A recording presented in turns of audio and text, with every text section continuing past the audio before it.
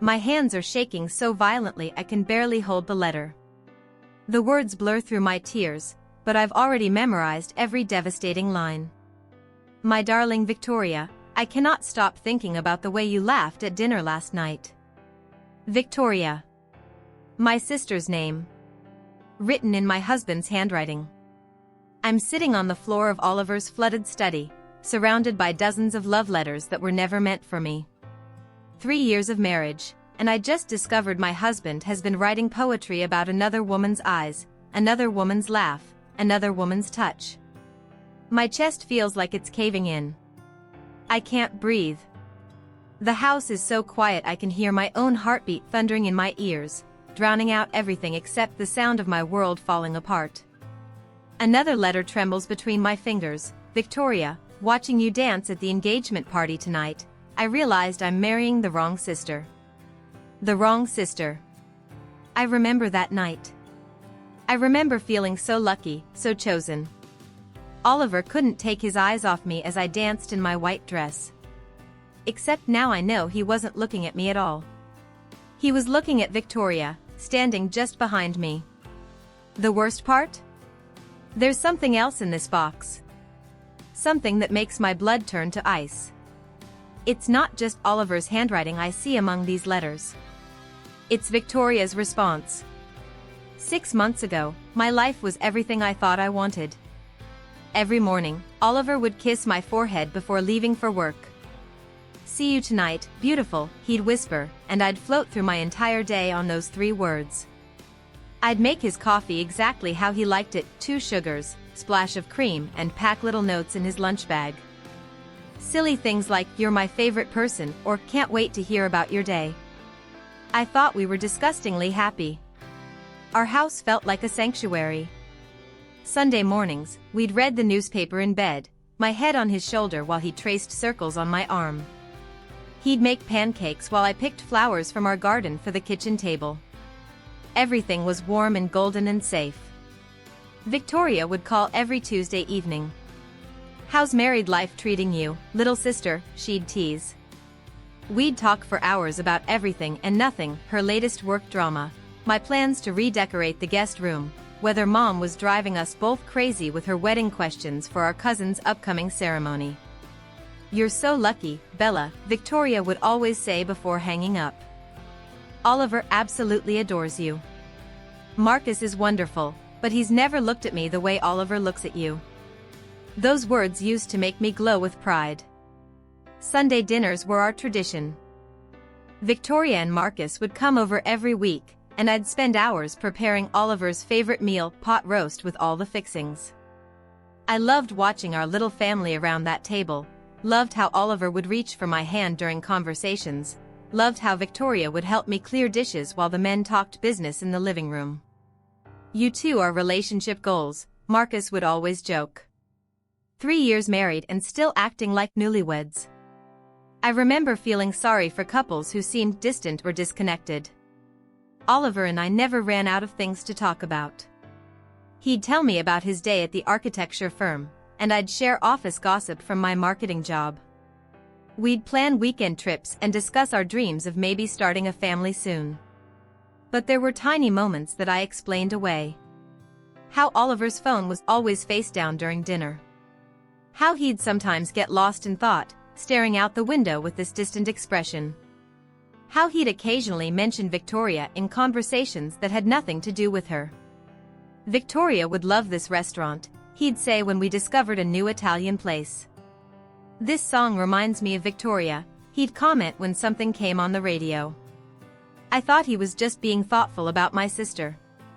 I thought it meant he loved me so much that he cared about the people I cared about. Even the little things felt perfect. Oliver would surprise me with my favorite takeout when I'd had a rough day. He remembered I liked daisies better than roses. He'd run me a bath when I was stressed and bring me wine while I soaked. I felt cherished. Protected. Like I'd finally found my person after years of dating disasters and broken hearts. Growing up, Victoria had always been the one boys noticed first. She was 2 years older, effortlessly beautiful, the kind of girl who could walk into any room and immediately become the center of attention. I'd gotten used to being the little sister in her shadow. But Oliver chose me. Oliver saw something special in quiet, bookish Isabella that he didn't see in dazzling, magnetic Victoria. Or so I thought. 3 months ago, when Victoria seemed stressed about work, I suggested we all take a weekend trip together. Just the 4 of us, I said. Like old times. Oliver's eyes lit up with an enthusiasm that should have been my first real warning. But I was too busy being the perfect wife, the perfect sister, the perfect hostess to notice that my husband's excitement had nothing to do with me. It started with a single blue envelope I'd never seen before. Last Tuesday, while Oliver was in the shower, his phone buzzed on the nightstand. A text from Victoria, "Did you get my letter? We need to talk." My blood went cold. What letter? I'd always prided myself on trusting my husband completely. We didn't snoop through each other's phones or hide passwords. But something about that message made my skin crawl. When Oliver came out of the bathroom, towel around his waist, I casually mentioned it. Victoria texted. Something about a letter? The change in his face was instant. Color drained from his cheeks, and for just a moment, he looked terrified. Then he recovered, forcing a smile. Oh, that. She's helping me plan your birthday surprise. You know how she gets about keeping secrets. My birthday wasn't for 3 months. That afternoon, I found myself doing something I'd never done before. I searched our house. I told myself I was looking for birthday clues, but deep down, I knew I was hunting for something else entirely. I found it wedged behind his desk drawer, that small wooden box I'd never noticed before. My hands trembled as I traced its edges. It was locked, but there was something about it that felt significant. Important. Hidden. The smart thing would have been to ask Oliver about it directly. The trusting wife thing would have been to forget I'd ever seen it. But Victoria's text kept echoing in my mind. Did you get my letter? What kind of letter required secrecy between my husband and my sister? I spent 3 days staring at that box whenever Oliver left the room.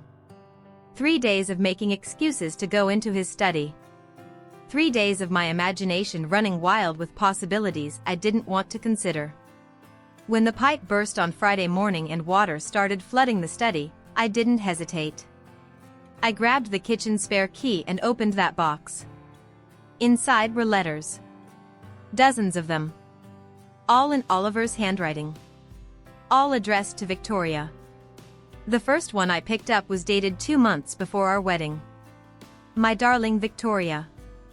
The first letter destroyed everything I thought I knew about my life. My darling Victoria, I cannot stop thinking about the way you laughed at dinner last night. When you touched my arm while telling that story about your childhood, I felt electricity run through my entire body. How is it possible to love someone so completely while being promised to another? The words hit me like physical blows. My vision blurred. The letter slipped from my trembling fingers. 2 months before our wedding. He was writing love letters to my sister 2 months before our wedding. I grabbed another one, my hands shaking so badly I could barely unfold the paper. Victoria, watching you dance at the engagement party tonight, I realized I'm marrying the wrong sister. You were radiant in that blue dress, and all I could think about was how desperately I wanted to cut in and hold you myself. Instead, I had to smile and pretend to be happy while my heart was breaking for you. The engagement party. I remembered that night so clearly. Oliver had told me I was the most beautiful woman in the room. He'd held me close during our first dance and whispered, "I'm the luckiest man alive." He was lying. Every word was a lie. My chest felt like it was caving in. I couldn't breathe. The room started spinning as I reached for another letter. My beautiful Victoria, I dreamed about you again last night. In my dreams, you're wearing my ring instead of Marcus's. We're standing at the altar, and you're the one saying I do. I wake up every morning wishing it could be real. 3 years. 3 years of marriage to a man who wished he was married to someone else. 3 years of Sunday dinners where I served pot roast to my husband and the woman he actually loved. I was sobbing now, ugly, choking sobs that echoed in the empty house. But there were more letters. So many more. Victoria, when you hugged me goodbye after dinner last Sunday, I held on too long. I know you felt it too, the way your breathing changed, the way you looked at me before pulling away. We can't keep pretending this isn't happening between us. Last Sunday. Just 4 days ago. I remembered that hug. I remembered thinking it was sweet how close Oliver and Victoria had gotten, how much he cared about my family. I was such a fool. The letters got more recent, more desperate. Victoria, these secret coffee dates are the only thing keeping me sane. When you told me yesterday that you think about me too, I thought my heart would explode. But then you said we can't do this to Isabella, and I wanted to scream. What about what we're doing to ourselves?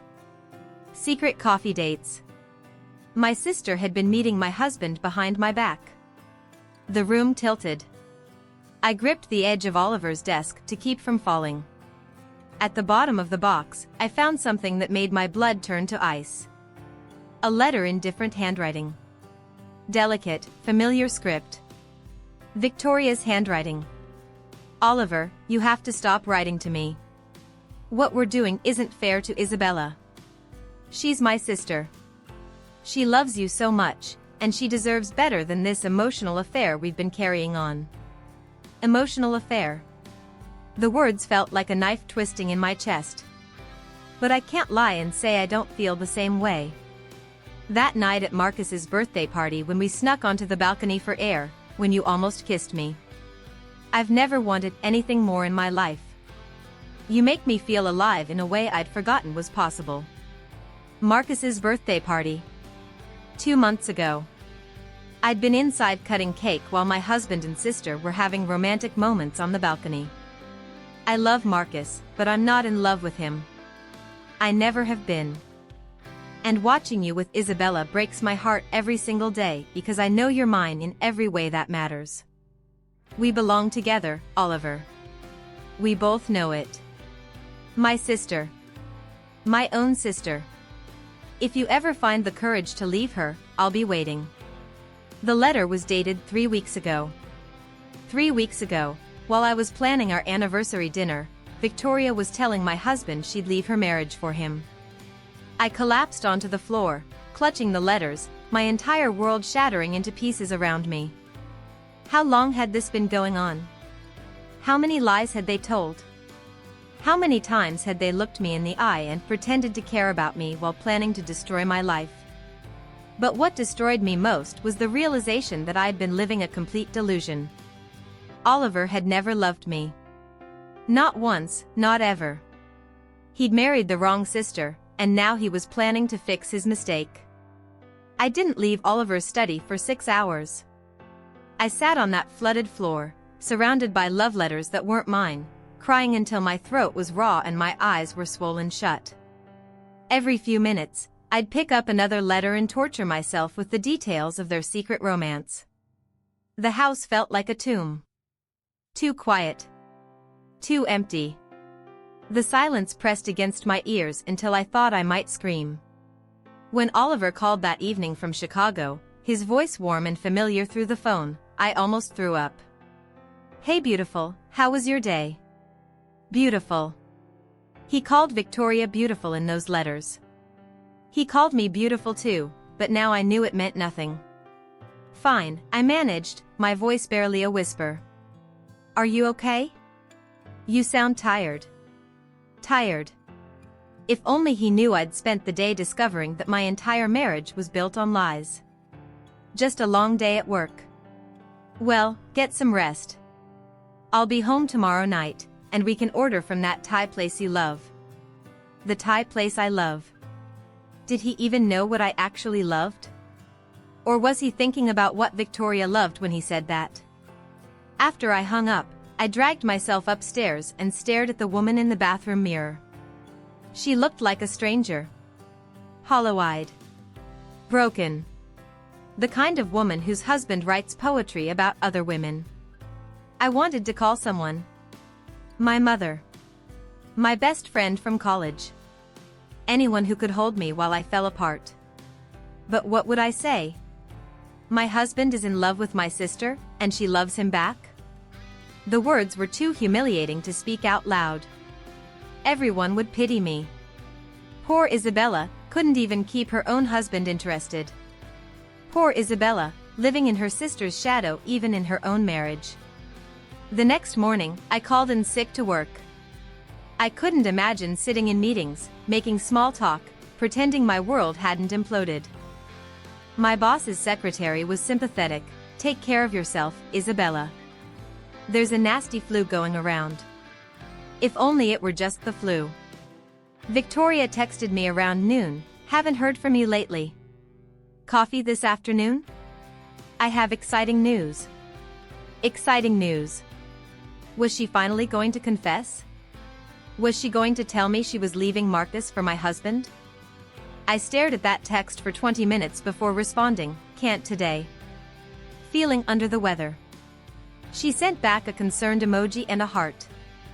The hypocrisy made me nauseous. For 3 days, I lived like a ghost in my own house. I stopped eating. I stopped showering. I unplugged the landline and ignored my cell phone.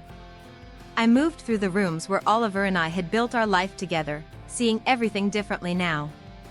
The kitchen where he'd kiss my neck while I cooked, had he been thinking about Victoria? The couch where we'd watch movies curled up together, was he imagining holding her instead? Our bed, where he'd whisper I love you in the dark, had those words ever been true? But the worst moments were when I caught myself forgetting. I'd start to make Oliver's coffee out of habit, then remember he didn't deserve it. I'd reach for my phone to text Victoria about something funny I'd seen, then remember she was the enemy now. By Thursday, something had shifted inside me.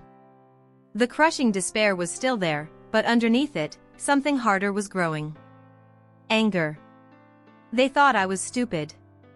They thought I'd never find out. They were having their secret romance right under my nose, probably laughing about how oblivious I was. Poor, trusting Isabella. Too naive to see what was happening in her own marriage. But I wasn't as stupid as they thought. When Victoria came by Thursday evening, knocking on my door and calling my name with fake concern, I watched her from the upstairs window. She looked worried. Guilty. Good. For the first time in days, I felt a spark of something other than heartbreak. If Oliver and Victoria wanted to play games, maybe it was time I learned the rules. Friday morning, I put the letters back exactly where I found them. Every single one, arranged in the precise order I'd discovered them. I even made sure the water damage looked natural around the box. Oliver would never know I'd found his secret. When he walked through our front door that evening with roses and his usual charming smile, I kissed him like nothing had changed. I missed you so much, I whispered against his lips, tasting the lie on my own tongue. I missed you too, beautiful. How was your week? Perfect, I said, watching his eyes for any flicker of guilt. There was none. He was that good at pretending. But two could play this game. Over the weekend, I became a student of deception. I watched Oliver's micro-expressions during conversations. I noticed how his phone was always face down now, how he'd stepped into the other room to take certain calls. I saw how his smile changed when Victoria's name came up. Sunday dinner was my first test. Victoria seemed really excited about something this week, I mentioned casually while serving dessert. She texted about having news. Oliver's fork paused halfway to his mouth. Just for a second. But I caught it. Oh. What about? She didn't say. But you know Victoria, she loves her surprises. I smiled innocently. Maybe she'll tell us tonight. I watched Victoria's face across the table. She looked confused, then nervous. She hadn't texted me about any news. She'd been worried because I'd been ignoring her calls. Perfect. I haven't heard anything, Victoria said carefully. Work's been crazy lately. You work too hard, Oliver jumped in immediately.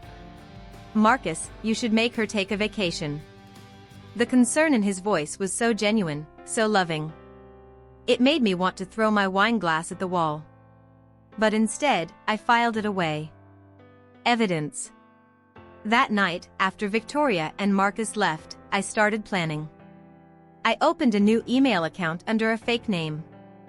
I researched private investigators, just in case. I downloaded a voice recording app on my phone and practiced using it until I could start recording without looking. If they wanted to have a secret affair, I was going to document every single moment.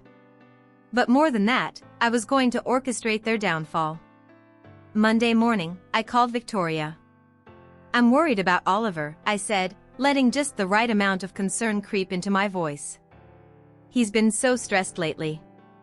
I think he needs a friend to talk to. Someone who understands him. Oh, Bella, I'm sure he's fine. Would you mind having coffee with him this week? Just to check in?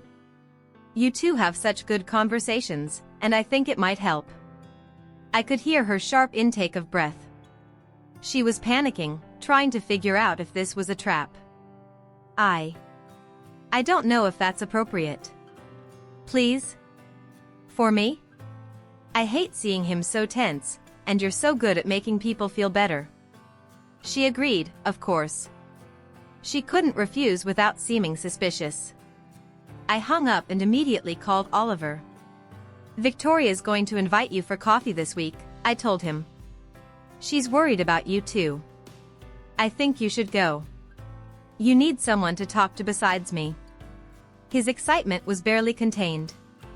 That's really thoughtful of her. She cares about you. About us. She wants our marriage to be strong. The irony was delicious. Over the next few days, I orchestrated a dozen small moments. I suggested restaurants where they might accidentally run into each other. I created fake emergencies that would force them apart just when things got interesting. I planted seeds of jealousy in Oliver by mentioning a fictional male coworker who'd been so helpful lately. Every move was calculated. Every conversation was a chess game. The beautiful part was that they had no idea they were being played. They thought they were the puppet masters, pulling strings behind my back. But I was the one holding all the strings now. And soon, very soon, I was going to give them exactly enough rope to hang themselves. All I needed was the perfect moment to catch them together. The smoking gun that would end this charade forever. I could be patient. After all, revenge was a dish best served cold. And I was just getting started. The coffee date I orchestrated was my first victory.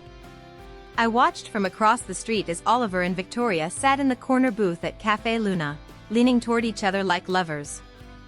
They thought they were being discreet, but I had a perfect view through the window. Oliver reached across the table and touched Victoria's hand. She didn't pull away. I took 17 photos. When Oliver came home that evening, glowing with happiness he couldn't quite hide, I was ready. How was coffee with Victoria? I asked innocently while stirring pasta sauce. It was good. She's doing well. Still stressed about work though. Did you two talk about anything interesting? A pause. Too long. Just the usual stuff. Family things. That's sweet. I'm glad you're such good friends. The guilt flickered across his face for just a moment. But I caught it. That night, I created a fake text conversation on my phone with someone named James from work. Flirty messages about late meetings and inside jokes. I left my phone face up on the kitchen counter while Oliver made his morning coffee. I watched him notice it from the corner of my eye. Watched his jaw tighten as he read the preview of a message. Can't wait to see you today, James. These project meetings are becoming the highlight of my week. For the first time in our marriage, Oliver looked jealous. Actually jealous. Who's James? He asked, trying to sound casual.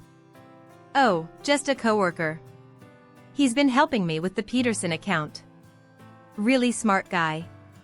Funny, too. Oliver's knuckles went white around his coffee mug. It felt intoxicating, having power over someone who'd had power over me for so long. Over the next week, I escalated. I started mentioning James regularly. How helpful he was. How much I enjoyed our long working dinners.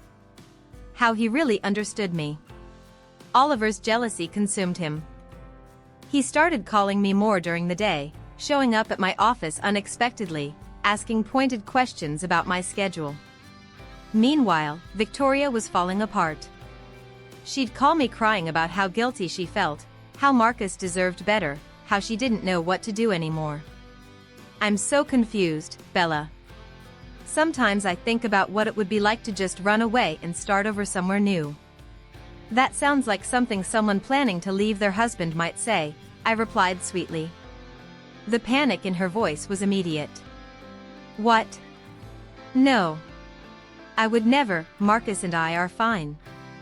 Of course you are. I'm just saying, if you ever wanted to escape, I'd understand. Marriage is hard. I was planting seeds of paranoia in both of them. Making Oliver think I might cheat. Making Victoria think I suspected her real plans. They were both walking on eggshells around me now, and I loved every second of it. But late at night, when the house was quiet and I was alone with my thoughts, doubt crept in. Was I becoming just like them? Manipulative. Deceptive. Living a double life. The woman staring back at me in the bathroom mirror looked different now. Harder. More calculating. There was something cold in my eyes that hadn't been there before. Sometimes I caught myself enjoying their suffering a little too much. Savoring the way Oliver jumped whenever I mentioned James. Relishing Victoria's barely concealed panic during our phone calls. Was this who I wanted to be? But then I'd remember the letters. The way they'd laughed at my expense. The way they'd made me feel like a fool in my own marriage. They deserved this. They deserved worse. The tipping point came when Victoria suggested we all take a weekend trip together. Just the four of us, she said during Sunday dinner, her voice too bright. Like old times. Maybe that cabin by the lake? The cabin where Oliver had proposed to me. Where they probably fantasized about being alone together. What a wonderful idea, I said, smiling. A romantic getaway. Oliver loves that place, don't you, honey? His face went pale. He knew exactly what she was really suggesting. Actually, I continued, Marcus has that business trip coming up, doesn't he? Maybe just the three of us could go. I've been feeling like Oliver and I need some couple time. The look of devastation on both their faces was worth everything. But I wasn't done yet. It was time for the final act. The trap was set for Victoria's birthday dinner. I'd orchestrated everything perfectly. Marcus was conveniently out of town on business, a trip I'd subtly encouraged him to take. Oliver and I arrived early to help Victoria prepare for her party. Except there was no party. Just the three of us. Oh no, I announced, checking my phone as we walked into Victoria's house. Emergency at work. The Peterson account is completely falling apart. I have to go handle this crisis. Oliver looked panicked. Can't James help you with it? The jealousy in his voice was so transparent. James isn't senior enough for this. It has to be me. But you stay, help Victoria set up. I'll be back in a couple hours. I kissed him goodbye, tasting his relief and excitement. But I didn't drive to work. I parked around the corner and waited exactly 1 hour. Then I used Victoria's spare key and let myself back into her house. I could hear their voices in the living room. Soft. Intimate. I activated the recording app on my phone and crept closer. This is killing me, Victoria. Oliver's voice was raw with desperation. Pretending not to love you. Pretending to be happy with Isabella when every night I dream about you. Oliver, please. We can't keep doing this to her. Then let's stop pretending. Leave Marcus. I'll leave Isabella.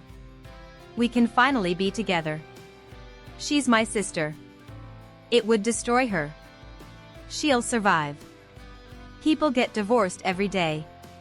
But Victoria, I can't live this lie anymore. I love you. I've always loved you. A pause. Then Victoria's broken whisper, I love you too. I heard movement. Kissing sounds. Perfect. I waited another 30 seconds, then burst through the front door. Sorry I'm late. I called out cheerfully. The work crisis was worse than I thought, but I managed to. I stopped in the living room doorway. Oliver and Victoria jumped apart like teenagers caught by parents. Victoria's lipstick was smeared. Oliver's hair was messed up. Well, I said calmly, holding up my phone. This is interesting. Victoria went white. Isabella, it's not what it looks like. Really? Because my recording app says otherwise. I pressed play. Their voices filled the room. Asterisk, I love you too. Asterisk. Oliver looked like he might faint. Bella, please, let me explain. Explain what? That you've been in love with my sister since our engagement? That you've been writing her love letters for 3 years? That you married the wrong sister but were too cowardly to admit it? Victoria collapsed into a chair. You knew? I found your love letters last month. All of them. Including your response, Victoria. The one where you promised to wait for him. Oliver's face crumpled. How long have you known? Long enough to document everything. The secret coffee dates. The late-night texts. The emotional affair that just became physical. Neither of them could look at me. Here's what happens next, I continued, my voice steady as steel. Oliver, pack your things. Tonight. Don't take anything that's legally mine. Bella, please. Victoria, call Marcus. Right now. Tell him everything. Every letter, every lie, every secret meeting. I can't, she whispered. You can and you will. Because if you don't, I'll post every love letter on social media. Mom, Dad, all your friends, your coworkers. Everyone will know what kind of sister you really are.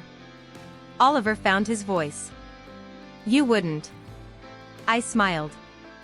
Try me. I watched my cheating husband and backstabbing sister realize they'd lost everything.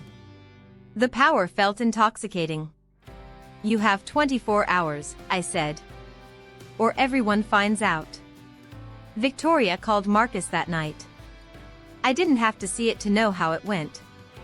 Marcus showed up at my door the next morning, his eyes red and hollow, asking if what Victoria told him was true. I'm sorry, I said, and I meant it. Marcus was collateral damage in this war I never wanted to fight. 3 years, he whispered. She's been lying to me for 3 years. Oliver moved out that weekend. No dramatic speeches, no begging for forgiveness. Just silent packing while I watched from the kitchen window. He looked smaller somehow, deflated without his secret to sustain him. Victoria's perfect life crumbled within days. Marcus filed for divorce immediately. Their dream house, the one Victoria had spent 2 years decorating, went on the market to pay legal fees. Her friends started avoiding her after the story spread through our social circle like wildfire. The irony was beautiful. Victoria had always been the golden child, the one everyone admired. Now she was the woman who destroyed 2 marriages for a man who wasn't even worth it. Because that's the twist nobody saw coming. Oliver and Victoria's great love affair lasted exactly 3 weeks. Turns out, the thrill was in the forbidden. Once they could be together openly, they discovered they had nothing in common except guilt and mutual selfishness. The passion they'd written about in those letters? It evaporated the moment they didn't have to hide it. Victoria called me, sobbing, 2 months after everything imploded. He left me, Bella. Oliver left me for some 22-year-old he met online. He said I was too needy, too dramatic. He said the reality of me was nothing like his fantasy. I listened to her cry about how she'd lost everything, her husband, her house, her reputation, for a man who discarded her like yesterday's newspaper. I felt nothing but cold satisfaction. I destroyed my marriage for him, she wept. I destroyed yours. And for what? 3 weeks of awkward dates and bad sex? That's what happens when you build a relationship on lies, I said calmly. Bella, please. I know I don't deserve it, but can we talk? Can you ever forgive me? You're my sister. No, I replied. We're not sisters anymore. Sisters don't do what you did. I hung up and blocked her number. The divorce was finalized last month. I kept the house, half of Oliver's savings, and his precious vintage car.